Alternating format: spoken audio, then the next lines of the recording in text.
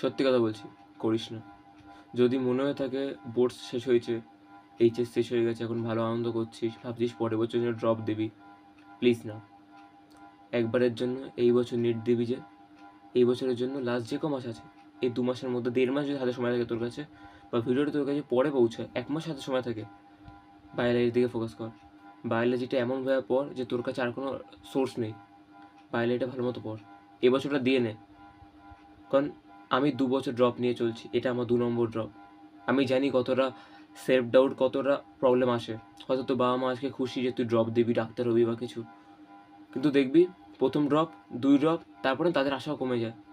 তারা লোকরে বলে বেড়াবে না যে আমার ছেলে ডাক্তারি পরীক্ষায় পড়াশোনা করছে বা কিছু।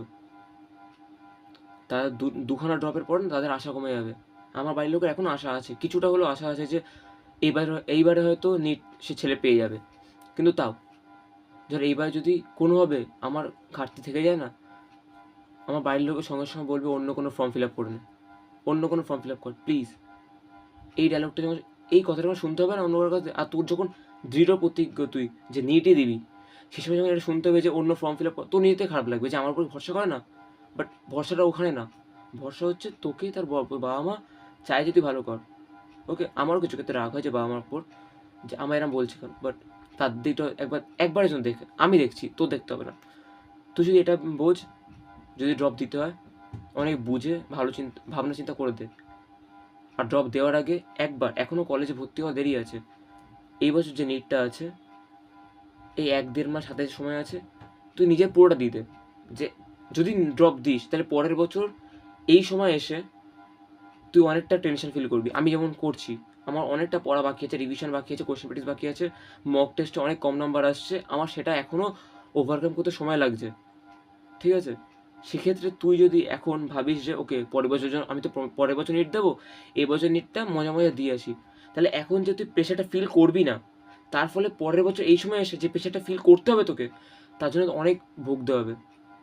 প্লিজ দেখ ভাই, বোন যে দেখছিস, দাদা হিসেবে বলছি, একবার মেনে দেখ কথাটা। ড্রপ দিতে বারণ করছি না, আমাকে বারণ করেছিল ভাইয়ের লোক, আমি নিজে যেচে 2বার ড্রপ দিয়েছি। ওকে, এবার আমি জানি আমি সিইউটির ফর্ম ফিল আপ করিনি, আমি প্যারামেডিক্যাল ফর্ম ফিল আপ করছিও না। ওকে, বাট আমার মাথায় কিন্তু এগুলো চলছে, ওই জন্য আমাকে প্রচণ্ড পড়তে হচ্ছে। তার মধ্যে আমার ঘাটতি আমি নিজেও দিচ্ছি, আমি নিজেও জানি, কিন্তু যেখানে ঘাটতি দিচ্ছি সেই পূরণ করার জায়গা না, জায়গা কি সময় চলে যাচ্ছে। প্লিজ বোঝার চেষ্টা কর। দেখ ভিডিও আমি বড় করবো না কোনোভাবেই, ঠিক আছে? কারণ তোদেরও সময় খুবই গুরুত্বপূর্ণ।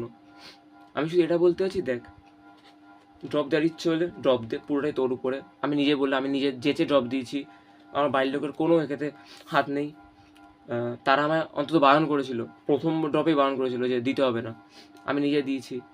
তো সেক্ষেত্রে না আরেকটা জিনিস বুঝবি, লোকে হয়তো বলে যে আমার ছেলে নিটের পরীক্ষা দিচ্ছে, প্রবেশিকা পরীক্ষা দিচ্ছে, আমার মা অত সাথে বোঝে না।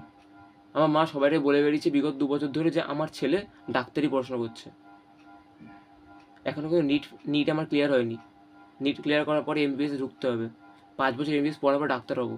এখনও ডাক্তার হয়নি কিন্তু আমার মা লোকরা বলে বেড়ায় ডাক্তারি পড়াশোনা করছে। তাই এইসব যখন লোকে যখন জেনে যাবে না, লোকে জিজ্ঞেস করতে থাকে কী হলো এবার ডাক্তার হয়ে গেছিস, ডাক্তারবাবু অনেক তো পড়াশোনা করছো, কত, সে কোন ইয়ার, তখন বলতে পারবি না, তখন না বুকে লাগবে ভাই। বোন, ভালো কথা বলছি, একবার শুনে দেখ প্লিজ, একবার নিজেকে ভালো মতো কোশ্চেন কর। ওকে, আমি একদম বারণ করছি না ড্রপ দেওয়ার জন্য, আবার বলছি আমি একদম বারণ করছি ড্রপ দেওয়ার জন্য। তুমি ড্রপ দিলে না নিজের সর্বস্ব দিতে হবে। আমি বিগত 2 বছর ধরে বাড়ির মধ্যে আছি, বাড়ির মধ্যে থাকাকালীন না বাড়ির লোকের সাথে ঝামেলা, তার সাথে কথা কাটাকাটি, বাইরের জগতের সাথে একবারে পুরো কাট অফ করে দেওয়া। তারপরে শোন ভাই, ফোন তো ঘাটিস না। এই যে আমি তো ইউটিউবে ভিডিও বানিয়ে তোকে জানাচ্ছি তোর হেল্প করার জন্য, কিছু লোক আছে এখন রানিং ভিডিও বানিয়ে যাচ্ছে, ধোঁয়াধার ভিডিও বানিয়ে যাচ্ছে, এদের কিচ্ছু হবে না, এরা ভিডিও বানিয়ে যাবে। আমি যখন ভিডিও বানাচ্ছিলাম আমি বন্ধ করে দিচ্ছি, আমিও 14বার ভিডিও বানাবো না। কিন্তু কথা হলো, এই যে যারা ভিডিও বানাচ্ছে না এরা পড়ছে না কিন্তু। নিটের পরে যখন চ্যানেল ডেড হয়ে যাবে আর ভিউজ আসবে না, কারণ নিট টপিক ছিল তো, নিটের জন্য চ্যানেল আসতো লোকে, নিট যখন থাকবে না তখন যখন চ্যানেলে ভিউয়ার আসবে না, তখন এরাই ভাববে যে নিটটা ভালো মতো পড়লে হতো, তখন এরা বিএসসি করছে কোথাও বা অন্য কিছু করছে। আমি বলছি না কোনো কোর্স ছোটো, বাট একবার বোঝার চেষ্টা কর। সো যাই হোক, 5 মিনিট অনেক কিছু বললাম, একবার ভেবে দেখিস। ওকে, আর পারলে ফলো করিস। বাই।